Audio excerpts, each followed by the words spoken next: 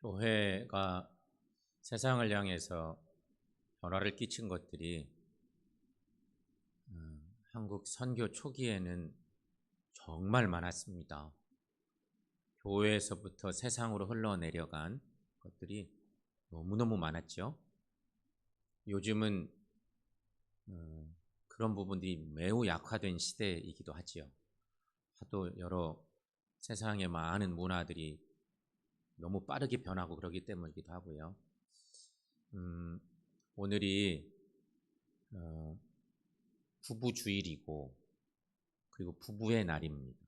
근데 원래 부부의 날은 교회에서부터 시작됐습니다.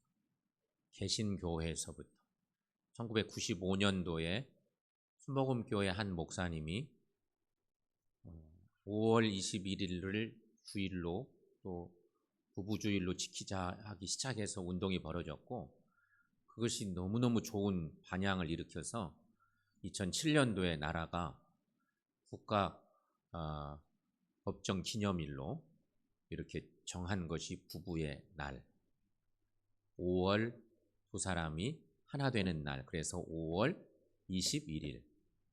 오늘은 부부의 날이 부부주일날하고 딱 맞닥뜨려져서 오늘 부부주일 예배를 우리가 드리고 있습니다.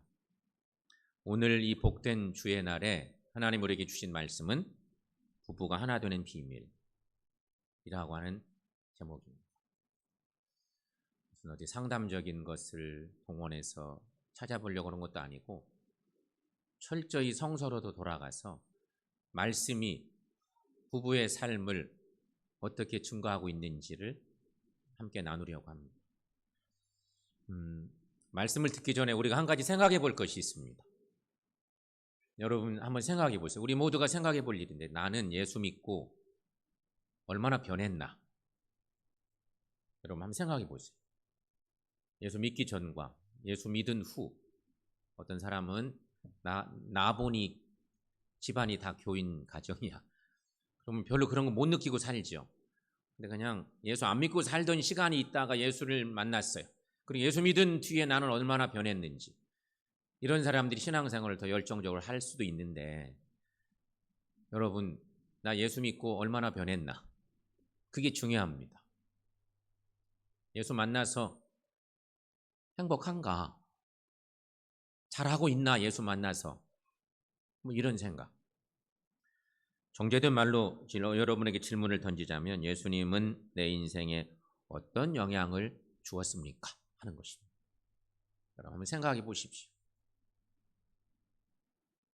주님이 계셔서 내 인생을 얼마나 변화시켜 주셨고 영향을 받고 살고 있는지.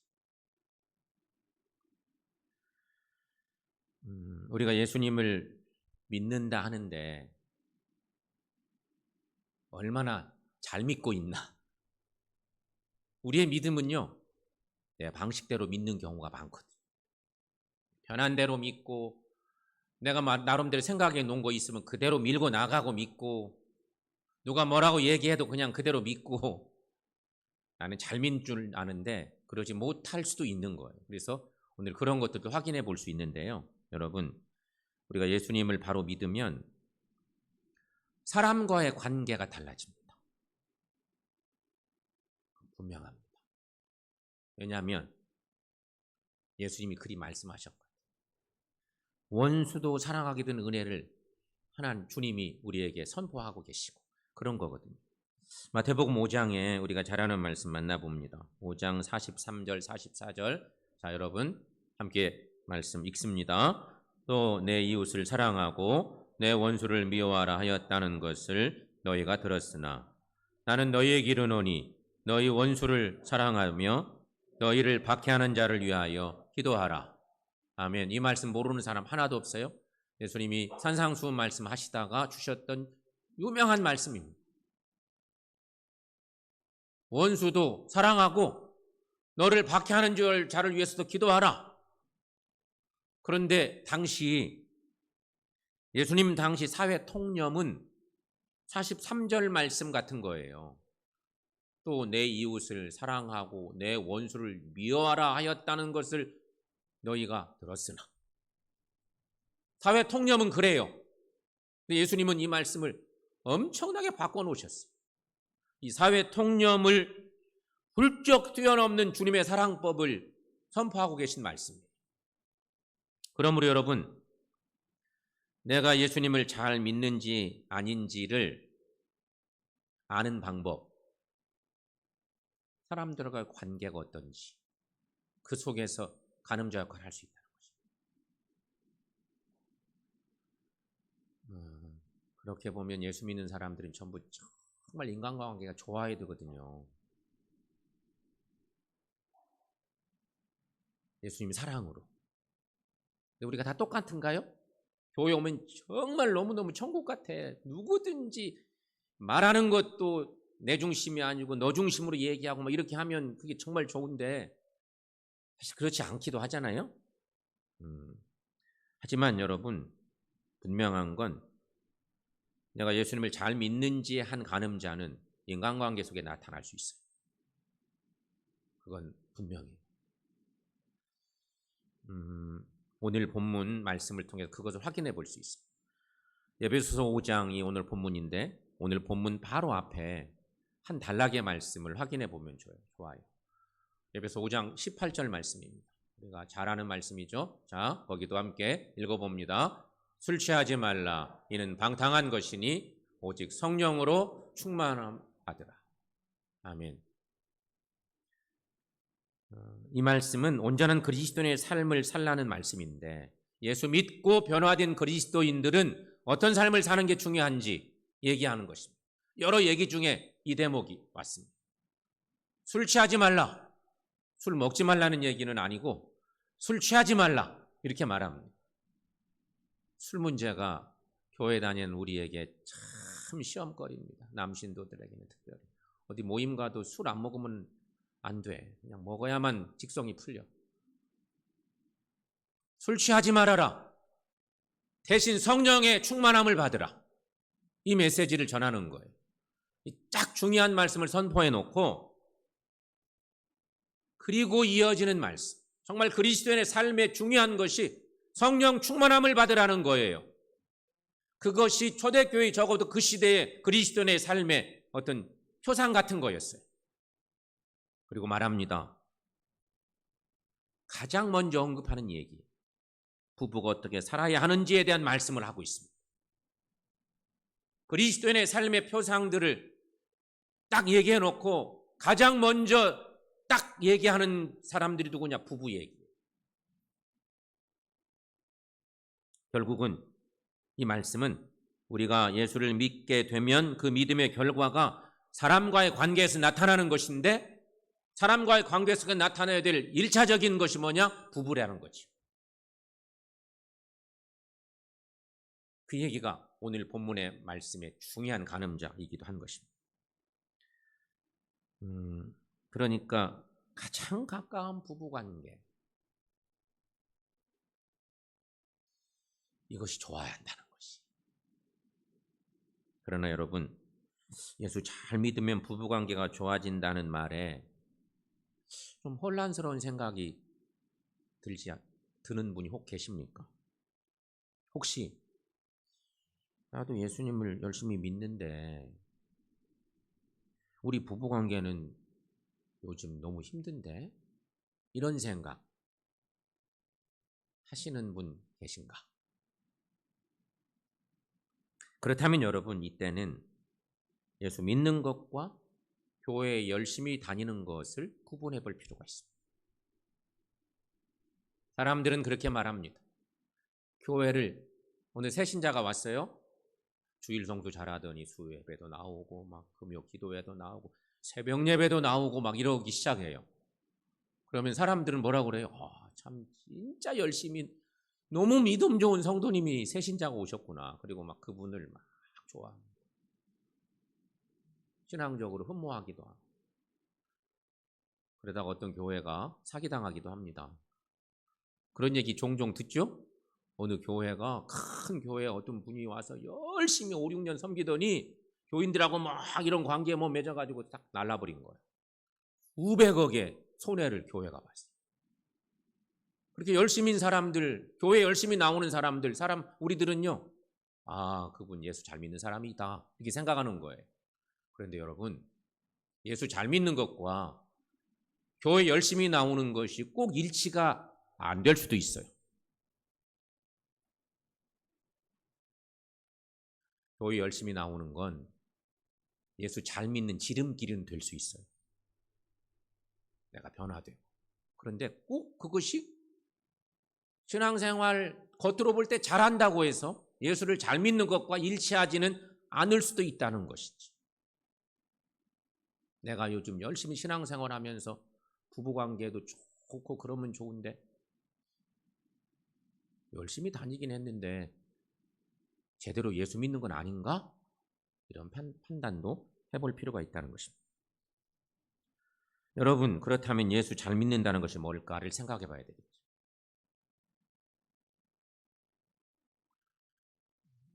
어때요, 여러분? 고민되지 않아요? 내 마음속에 조금 여러 가지 복잡한 고민이 되지 않아요? 예수 잘 믿는다는 것이 도대체 뭘까? 나는 예수 잘 믿고 있나? 이런 생각. 그것은 예수님께서 내 마음에 계신 것을 알고, 예수 잘 믿는다는 것은요, 간단합니다. 예수님이 내 마음에 계신 것을 확신하고, 그리고 예수님이 진짜 내 주인 되신 것을 믿고 사는 거예요. 그게 예수 잘 믿는 거예요. 교회 잘 나오다 보면 그런 은혜를 받을 수가 있어요. 근데 열심히 교회 나와도 내 인생을 주님과 바꿀 수가 없어. 내 인생은 인생이고 주님 인생은 주님 인생이야. 그냥 교회는 그냥 장식품으로 다녀. 영적 가치관을 주님으로 바꿀 수가 없어. 그러면 교회만 잘 다니는 사람이에요. 사람들이 볼 때는 훌륭한 교회 지도자가 될 수도 있지만 하나님 보실 때는 아닐 수 있다는 거죠.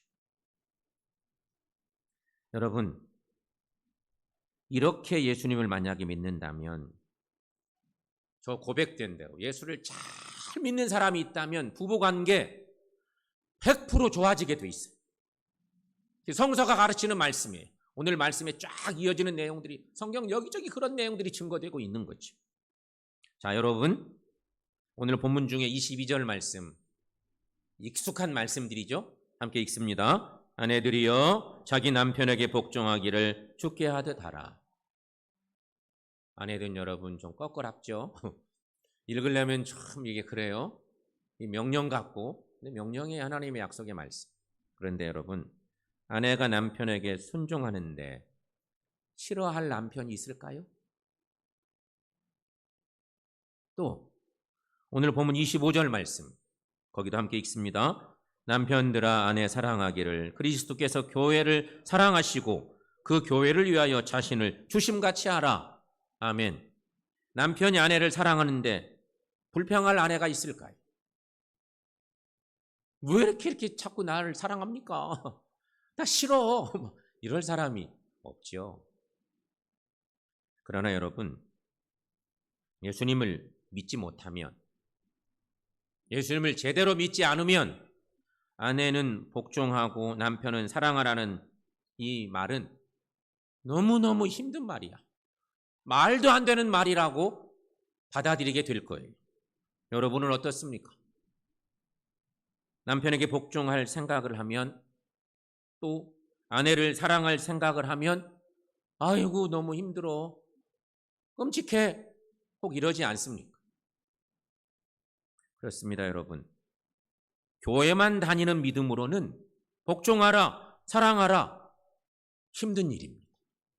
아니, 교회만 왔다 갔다 하는 믿음 가지고는요, 복종하라, 사랑하라 이거 짐입니다, 짐. 성경에 있는 말씀이지 뭐.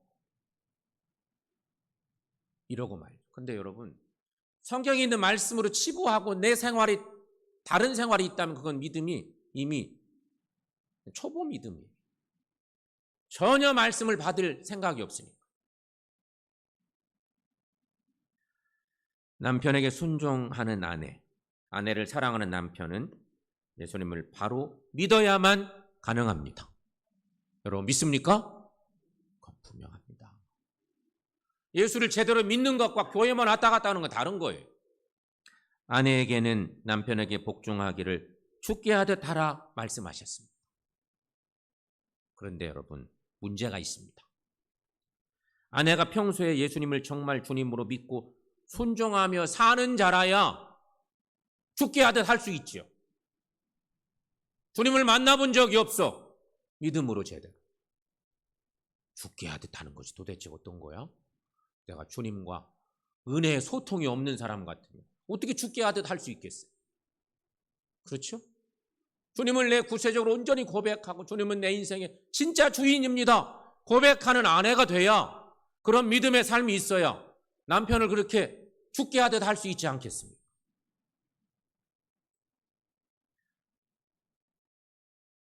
남편들에게는 또 아내를 사랑하되 그리스도께서 교회를 사랑하시고 위하여 자신을 주심같이 하라고 하셨습니다.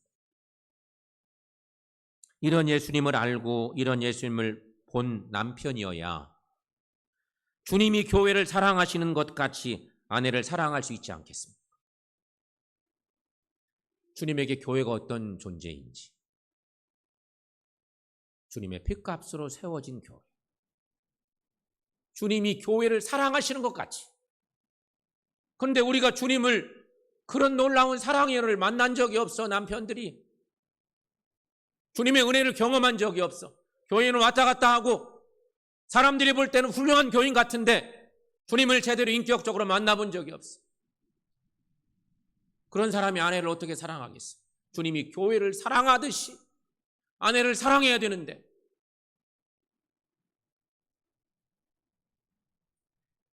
그러니 여러분, 진짜 믿음의 삶이 중요하다. 어떤 남자가 애인에게 프로포즈를 합니다. 당신을 위해서라면 나는 목숨까지도 바칠 각오가 되어 있습니다. 이렇게 얘기하면서 막 프로포즈를 합니다. 그랬더니 여자가, 프로포즈를 받는 그 여인이 대답을 합니다. 저를 위해 죽을 각오까지 할 필요는 없고요. 저를 위해 죽을 그 각오로 평생 저녁 설거지를 해주겠습니까? 그랬더니 그 남자가 막 자신이 없어서 쭈삣거렸다는 거예요. 그러나 여러분, 절망할 필요는 없습니다. 왜냐하면 예수님을 바로 믿으면 어떤 문제도 해결되는 것을 우리는 믿기 때문인 것입니다. 안 된다, 못하겠다 하지 말고 예수님을 바로 믿으면 예수님께서 그렇게 살도록 만들어 주십니다. 예수님을 믿으면 행복하게 됩니다. 여러분 믿습니까? 여러분은 예수님하고 관계가 별로 없구나. 우리의 신앙이 그 정도인 것. 예수 믿으면 행복하게 됩니다. 이 중요한 것도 고백이 안 돼. 예수 믿어도 행복하지 않은데? 예수를 제대로 안 믿은 거. 여러분 대부분 왔다 갔다 한 교인들이 많다는 증거일 수 있어요. 예수님을 제대로 믿으시면 행복하게 됩니다. 이것이 성숙한 신앙의 표징이기도 합니다. 이런 사람은 더 이상 성공, 집, 차, 옷 이런 걸로 행복의 가늠자 역할 하게 하지 않습니다. 예수님이면 행복합니다. 예수님과 바꿀 것이 그 어떤 것도 없습니다. 이런 고백을 하는 사람이에요. 여러분 이런 사람과 살아야 가정이 잘 돼. 그런데 막 집이나 차나 어떤 성공이나 막 옷이나 이런 거에 막 목숨 걸고 살아. 그러면 문제가 많죠. 그제 제가 TV 통해서 보면서 명품 좋아한다고 그랬는데 정말 그렇구나. 참 우리나라 참 1등 하는 것이 너무 많은데 때로는 안타까운 1등도 많아. 인구 대비해서 우리나라가 세계에서 월등하게 1등을 하는 것이 있는데 명품 싹쓸이 하는 거예요. 명품 선호도가 전 세계에서 우리나라가 월등하게 1등이야. 미국 시장이 미국이 가장 많지만 인구 대비하면 그렇지 않고 우리나라 사람들이 명품을 너무 소유하기를 좋아해. 그래서 경복궁을 내주고 유명한 해외 브랜드가 거기서 패션쇼를 했어요. 그 잘한 일인가 모르겠어요. 근데 그날 밤에 뭐 어쩌고 저쩌고 막 나온 거 보셨잖아요. 너무 막 요란한 뒤풀이 잔치를 하고. 왜 했겠어요? 그런 걸. 우리나라 사람들 마음이 그쪽으로 많이 치우쳐져 있는데 더 쏙 빼먹으려고 사실 한 거 아니겠어요? 정말 우리가 그런 부분에 대해서 생각해 볼 필요가 있는데 예수님을 믿으면 행복하게 됩니다. 그건 분명합니다. 자, 여기서 조금 더 나가볼까요? 부부 중에서 한 사람이라도 영적으로 어른이면 부부관계 유지됩니다. 배우자가 영적으로 어려서 예수님으로 행복하지 못하여 배우자에게 매달리면 영적으로 달래주고 얼러주고 하는 거죠. 수정을 할 때마다 안아주고 해달라는 대로 다 해줍니다. 한쪽이라도 행복하면 겉으로는 행복하게 사는 것처럼 보이는 부부가 될 수 있습니다. 영적으로 그런 것입니다. 그런데 문제는 또 하나 문제는 남편과 아내 둘 다 행복하지 못한 경우입니다. 더 리얼하게 하나 말하면 남편과 아내가 신앙적으로 다 어른이 하나도 없어. 다 어린 신앙을 가지고 있어. 예수만한 행복이 없어. 부부가 다. 이러면 항상 싸웁니다. 서로 요구하고 사는 것입니다. 서로. 이게 받아줄 사람이 없는 거예요, 영적으로. 그럼 계속 싸우는 거죠. 여러분, 사람은 사실은 불완전한 존재잖아요. 사람이 어떻게 완전해요? 불완전한 존재입니다. 그런데도 우리는 배우자를 완전할 수 있다고 기대합니다. 배우자에게 그런 기대는 나는 못하면서도 너는 해달라는 거죠, 뭐. 그리고 막 여러 가지 요구하고 기대하고. 근데 그러면 반드시 절망하고 서로 분노하고 서로 상처 주고 그렇게 되는 거예요. 여러분, 인간의 마음속 깊은 요구를 만족시킬 수 있는 분, 오직 예수님 한 분밖에 안 계십니다. 주님처럼 할 수가 없어요, 우리가. 주님같이 어떻게 해요? 그래서 부부가 신앙생활 잘하고 행복한 부부 되려면 예수님을 제대로 만나는 은혜가 필요하다는 거죠. 예수님에게 사람은요, 사랑의 대상이지 믿음의 대상이 아닙니다. 그래서 예수님은 사람을 끝까지 사랑하실 수 있으셨습니다. 예수님은 누구도 의심하지도 않으셨고 결코 악감정으로 대하지도 않으셨습니다. 예수님은 누구에게도 절망하지도 않으셨습니다. 그러므로 여러분, 진정으로 예수님으로 행복한 사람은 배우자에게 요구하는 것도 없어지게 되어 있습니다. 그러니까 예수를 제대로 만나야 돼요. 예수님으로 온전히 내 인생의 가치관이 바로 서 있고 주님 한 분만으로 나는 만족합니다. 복음성가 그 가사처럼 그런 삶을 사는 사람은요, 상대방에게, 아내에게, 남편에게 서로 뭔가 막 부담되는 요구 안 하게 된다는 거죠. 요한복음 4장 14절 말씀에 저런 말씀이 있어요. 함께 읽습니다. 내가 주는 물을 마시는 자는 영원히 목마르지 아니하리니 내가 주는 물은 그 속에서 영생하도록 솟아나는 샘물이 되리라. 아멘. 오래전에 여러분 가정에 하나씩 나눠드렸던 조그마한 유리 액자의 성구가 이 말씀이죠. 예수님으로 행복한 사람이 진정으로 배우자를 도울 수 있다는 것이. 예수님으로 만족한 사람이 행복한 가정을 이룰 수 있는 배우자가 될 수 있다는 것이. 그러므로 여러분, 부부 갈등이 생기면 배우자에게서 원인을 찾거나 배우자를 고치려고 하지 말자는 것입니다. 부부관계는 예수님과의 관계에서 푸셔야 합니다. 성경의 얘기. 성서가 이곳저곳에 전하는 중요한 메시지입니다. 예수님께서 부부간에 서로 보는 눈을 바꾸어 주시는 능력이 분명히 있으시니까. 그러니 여러분 오늘 말씀을 이렇게 바꿔서 해석할 수도 있어요. 남편에게 복종하라는 말, 아내에게 하는 얘기죠. 남편에게 복종하라, 이 말은요, 아내에게 예수님을 잘 믿으라는 말씀과 똑같은 거예요. 예수님을 제대로 만나보세요, 이런 얘기가 똑같은 거죠. 또 아내를 사랑하라는 이 말씀도 남편에게 예수님을 만나보라는 말씀과 똑같아요. 예수를 제대로 믿으라는 거죠. 교회만 왔다 갔다 하는 게 아니고 주님을 인격적으로 만나보라는 말씀과 똑같은 거예요.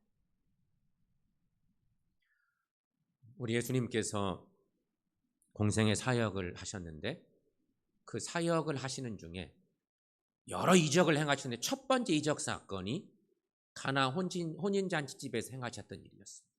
우리 잘 알죠? 그 말씀. 그러나 예수님께서 그 가정에 가셔서 손님으로 계실 때는 아무런 역사도 일으키지 않으셨습니다. 시간이 흐르고 주님이 그 가정의 주인처럼 그렇게 되셨을 때 물이 포도주가 되는 기적을 일으키시는 일들이 벌어지죠. 지금 우리에게도 마찬가지라고 생각합니다. 무슨 기적을 우리가 원하고 있습니까? 부부가 진정으로 한 몸이 되는 기적, 그걸 우리가 원하지. 어떻게 부부가 주 안에서 하나가 될 수 있을까? 하나님이 원하시는 가정은 어떤 가정일까? 이거 원하는데 오늘 말씀에 이런 말씀이 있어요. 31절 말씀, 여러분 함께 읽습니다. 그러므로 사람이 부모를 떠나 그 아내와 합하여 그 둘이 한 육체가 될지니. 아멘. 이 말씀을 오늘 본문의 말씀에서 딱 얘기를 합니다. 자, 이 말씀을 놓고 성경의 또 다른 부분을 한번 생각해 보겠습니다. 창세기 말씀을 하나 떠올려 보는데 하나님께서 아담의 갈비뼈로 하와를 만드십니다. 그리고는 아담에게로 하와를 데리고 오셨습니다. 하나님이 인간을 창조하시는데 처음에 생각할 때는 아담만 만드셨어요. 인간 아담을 딱 만들어 놓으시고 혼자 있는 것이 너무 쓸쓸해 보여서 생각을 바꾸셔서 또 한 사람을 창조하시게 되는데 그래서 갈빗대로 여인을 만들었어요. 그리고 그 하와를 아담에게 데리고 하나님이 왔습니다. 그때 아담이 자기도 모르게 외쳤던 반응은 이는 내 뼈 중에 뼈요 살 중에 살이라. 아담이 자기도 모르게 입으로 딱 고백된 고백의 얘기였어요. 하나님의 행하신 일을 보면서 자기도 모르게 입으로 쑥 쏟아져 나온 말이었어요. 새 번역 말씀은 이 말씀이 더 기가 막힙니다. 이렇게 번역되어 있습니다. 이제야 나타났구나 이 사람. 이제야 나타났구나 이 사람. 뼈도 나의 뼈, 살도 나의 살. 이렇게 고백하고 있는 말씀입니다. 이 말은 무슨 얘기겠어요? 이 아담의 이 고백은요, 아담의 눈에 적어도 하와가 자신과 한 몸으로 보이는 거예요. 이 놀라운 일이죠? 이제야 나타났구나 이 사람. 뼈도 나의 뼈, 살도 나의 살. 딱 여인을 보니까 아담이 딱 자신과 한 몸인 거야. 그래서 그냥 그렇게 고백하고 노래한 거죠. 이때 아담이 어떤 상태였을까를 생각해 보면 신앙적으로 묵상이 되는 것인데요. 여러분, 그 당시 아담이 하나님과 동행하는 삶을 살고 있던데 자기를 만들어 주셨잖아요. 그러니까 하나님을 너무 사랑하고 하나님과 동행하는 삶을 살고 있던 그 시기에 시간적으로 한마디로 말하면 성령 충만한 때예요. 하나님과 늘 함께하는 에덴 동산의 삶이니까 그때는 하나님과 온전히 동행하니 아담이 하와를 보는 순간 딱 한 몸이었어요. 한 몸으로 고백하는 거죠. 이게 부부죠. 그런데 아담과 하와가 함께 살다가 하나님이 말씀하신 명령, 그 명령은 아담만 들었어요. 하와는 들었으면 남편을 통해서 들었겠죠. 명령을 어긴 거예요. 선악을 알게 하는 나무를 따먹어버리고 하나님의 약속을 어겨버렸어요. 죄가 들어왔어요. 걱정거리가 많아요. 근데 하나님이 와서 추궁하시는 거예요. 왜 그랬냐? 그때 아담이 하는 얘기, 창세기 3장 12절 말씀. 하나님이 주셔서 나와 함께 있게 하신 여자, 그가 그 나무 열매를 내게 주므로 내가 먹었나이다. 이 여자 때문이에요. 하나님이 주신 이 여자 때문이에요. 그래서 잘못했어요. 여러분, 죄 때문에 하나님과 관계가 끊어졌어요. 그 순간에 부부가 하나였는데 하나가 아니에요. 네 탓 내 탓 하기 시작하는 것이 성경에 있는 말씀입니다. 여러분, 부부가 한 몸인지 아닌지 어떻게 알 수 있을까요? 여러 가지 경우가 있겠는데 내 허물이냐 네 허물이냐 하는 생각이 사라졌는지 있는지 보면 한 몸인지 아닌지 알 수 있습니다. 또 자존심 싸움이 없어졌는지 지금도 존재하고 있는지 보면 알 수 있습니다. 부부간에 자존심 싸움 하면 뭐예요? 더 나아가서는요, 이 일을 했는데 이익이냐 손해냐 막 따져요. 남끼리 할 수도 있는 일인데 그런 것들은 부부간에 있으면서 이 일을 내가 하면 이 손해를 보는 거야 이익을 보는 거야 따지고 막 이러고 있으면 그건 이미 부부가 한 몸이 아닌 거예요. 자동으로 생기는 것들이 이런 것들은 여러분의 부부가 그렇습니까? 여러분의 남편이나 아내가 여러분 자신과 한 몸처럼 여겨진다면 성령 충만한 것이에요. 하지만 그렇지 않으시다면 예수님과의 관계가 문제가 생긴 것이 분명해요. 신앙적으로 병든 거죠. 어떻게 부부가 한 몸이 되어 사는 기적이 일어날 수 있을까요? 이 해답을 이야기하기가 참 어려운데 오늘 예배소서 말씀은 얘기합니다. 32절 말씀. 32절. 여러분 함께 읽습니다. 이 비밀이 크도다. 나는 그리스도와 교회에 대하여 말하노라. 이 비밀이 그리스도와 교회의 관계 속에 있다는 거죠. 막 다른 상담가들이 가정 상담가들이 많이 얘기하는 그런 여러 가지 비법도 있겠지만 그거는 그냥 사람들이 말하는 것이고 성서가 전하는 말씀은 바울을 통해 주신 말씀은 놀랍게도 갑자기 결혼 얘기를 하는 것 같더니 교회와 주님의 관계를 통해서 이것을 풀고 있는 말씀입니다. 한 몸 되는 이치를 깨닫게 하기 위해서 말씀하고 있는 거죠. 여러분, 교회는 참으로 신비한 공동체입니다. 여러분 그렇게 믿어집니까? 교회는 신비한 공동체입니다. 믿음의 고백이 있으신가? 단순히 교인들이 모이는 것이 아닙니다. 교회는요 예수님과 관계가 핵심입니다. 그게 교회입니다. 교회는 예수님과 관계 있는 공동체. 그리스도는 교회의 머리이십니다. 또한 교회는 모든 믿음의 성도들은 교회의 모든 지체들은 교회의 몸을 이루고 있습니다.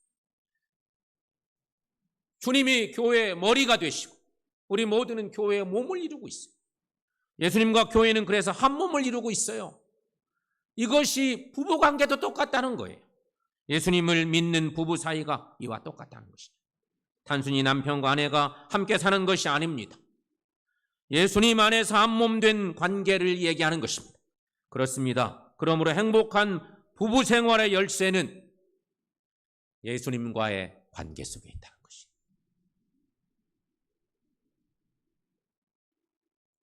성도 여러분, 부부가 하나 되는 비밀. 우리 마음에 오신 예수님을 믿는 데 있습니다. 여러분 믿습니까? 주님의 은혜를 체험하지 않으면 이 신비스러운 교회 공동체처럼 가정 공동체도 주님의 은혜가 아니면 제대로 건강한 가정을 만들기가 어렵다는 거예요. 이것이 오늘 성서가 전하고 있는 말씀입니다. 사랑하는 여러분, 예수님께서 여러분을 행복하게 해주시기에 충분하십니다. 그리고 여러분이 샘물의 근원이 되어서 그 가족과 이웃 모두에게 행복을 전해줄 수 있습니다. 그것이 주님의 뜻이에요. 우리에게 가정을 주신 것도 주님은 그래서 가정을 주시고 우리를 통해서 주님처럼 살게 하시고 교회를 이루며 살게 하시고 그런 뜻을 이루게 하신 것입니다. 사랑하는 여러분, 오직 예수님 안에서 하나 되시고 하나 된 가정을 이루어서 행복한 부부가 되고 가정이 이뤄가고 그것을 세상에 전하며 살아가는 우리 모두 되시기를 축원합니다.